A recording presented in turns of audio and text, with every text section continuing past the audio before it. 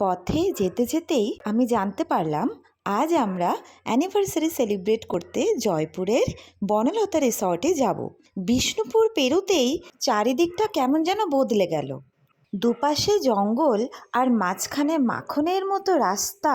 উফ, চরম রোমান্টিক। পৌঁছে গেলাম বনলতা রিসর্ট। এটাকে ঠিক রিসর্ট বলা যেতে পারে না, বরঞ্চ মডেল গ্রাম বললে ঠিক হবে। বনলতা রেস্টুরেন্টের সব রকমের মেটেরিয়াল এই রিসর্টের মধ্যেই চাষ হয়। শাক, সবজি, মাছ, মুরগি, এমু, টার্কি, তিতির থেকে শুরু করে সব রকমের মরশুমি ফুল, ডালিয়া, গোলাপ, গাঁদা, ড্রাগন ফ্রুট, আরও কত নাম না জানা ফুলের বাহার চারিদিকে, যে গুনেই শেষ করা যাবে না।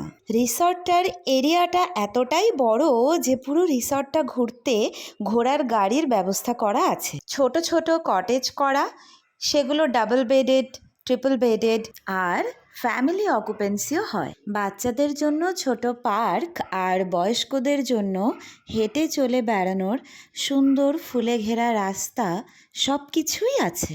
এই রিসর্টের নিজস্ব ফার্মিং থেকে শুদ্ধ ঘি, তেল, গুড় এগুলোও বিক্রি করা হয়।